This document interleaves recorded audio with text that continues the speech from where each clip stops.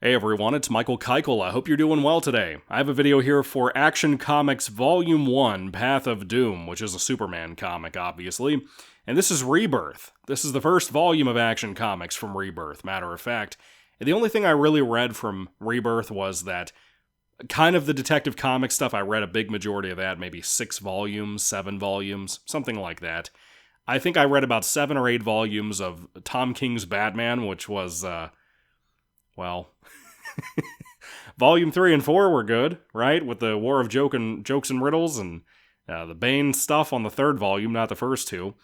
That was cool, you know? But then you had the wedding, and you had the whatever that girl was, and her brother.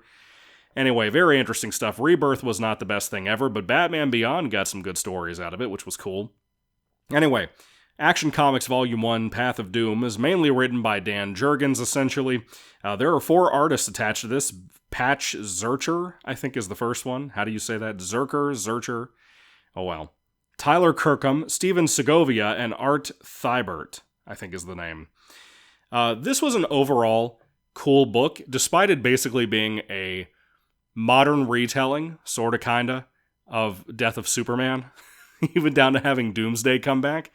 This is a very complicated book that if you've not read any of the New 52 stuff, which I have not for Action Comics or Superman's regular line, and if you don't know anything about the Flashpoint timeline, you're going to be lost. Because after I finished this video, or this book, I had to do research before I came to review this for you all.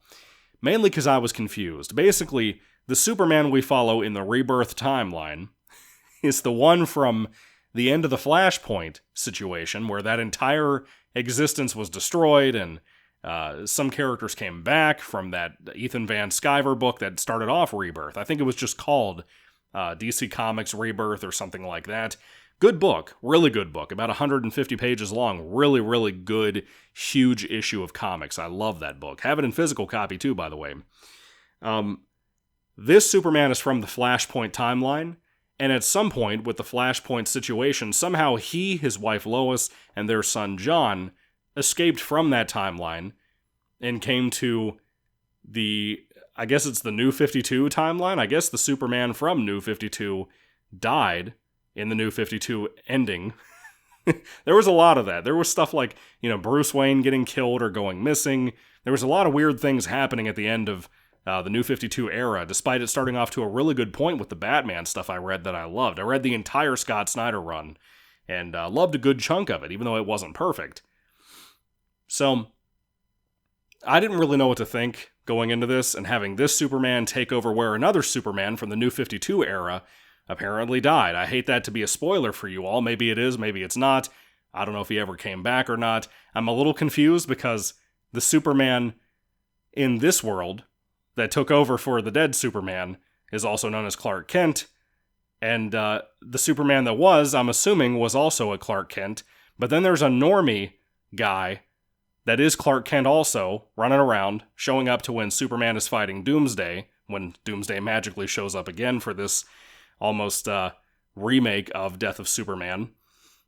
And this Clark Kent that I'm talking about, the normie one, doesn't have powers, supposedly. Lex Luthor has taken over to be a Superman inspired, in a very Iron Man-like way, from the Superman that got killed. I'm sorry I'm having to make this so confusing. It confused the hell out of me when I was reading it, so I was a little bit all over the place, just so you know. I had heard things. I didn't realize how rough the experience was going to be if you knew nothing. Maybe you should read New 52 before you read this, or even listen to this review. I'm sorry otherwise. So Lex Luthor is Iron Man Superman. Iron Superman? Whatever you could call him.